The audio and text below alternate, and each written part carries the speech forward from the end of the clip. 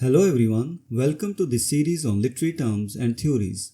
And in this video, we are going to discuss the second part of the term allusion. Introduction. An allusion is an implicit reference to another work of literature or art, a person or an event. It serves as a subtle invitation for the reader to share a particular experience with the writer. By using allusions, authors can enrich their work through association, thereby adding depth and complexity. When employing allusions, writers typically assume the existence of an established literary tradition, a shared body of common knowledge, and an audience capable of recognizing and interpreting these references. Assumptions in allusion. For allusions to be effective, several assumptions are made by the writer. Firstly, there is the assumption of an established literary tradition that both the writer and the reader are familiar with. This shared tradition follows the writer to make references that the audience can understand. Secondly, the use of allusion relies on a body of common knowledge shared between the writer and the audience. This shared knowledge base ensures that the audience can pick up the references and appreciate their significance.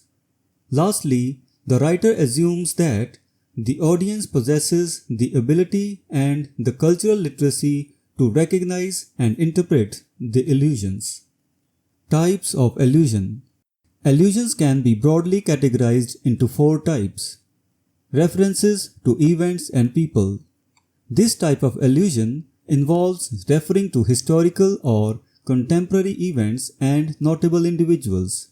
For example, the satires of Dryden and Pope are replete with references to the political and social figures of their time. Reference to facts about the author. Some allusions involve self-references or wordplay related to the author's own name or life. Shakespeare, for instance, often played on his name Will in his works, and John Donne famously used puns involving his name Done, Anne, and Undone. Metaphorical allusion. This form of allusion involves using metaphors to allude to other works, themes, or ideas. T.S. Eliot's poetry is renowned for its rich metaphorical allusions which add layers of meaning to his work. Imitative allusion. This type of allusion involves emulating or referencing the style and substance of earliest works. An example of this is Samuel Johnson's allusion to the Roman poet Juvenal in his poem London, where Johnson imitates Juvenal's satirical style. Examples of allusion. Allusions can be found across a wide range of literary works, enriching them with deeper meanings and connections. In the satires of Dryden and Pope, references on contemporary events and figures serve to critique and comment on the society of their time. Shakespeare's playful puns and self-references add a layer of wit and personal engagement to his plays. T.S. Eliot's metaphorical allusions, such as those found in The Waste Land, draw on a vast array of cultural and literary sources, creating a tapestry of interconnected themes. Samuel Johnson's London exemplifies imitative allusion as he channels the voice and style of Juvenal to critique 18th century England. Importance of allusion. The use of allusion is significant for several reasons. Firstly, it enriches the work by adding layers of meaning and depth, allowing readers to explore connections between the text and broader cultural and literary traditions. Secondly, allusions create a bond between the writer and the reader through shared knowledge and understanding. This connection enhances the reader's engagement with the text.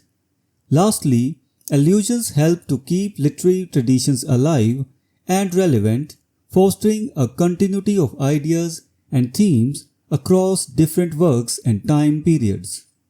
Conclusion.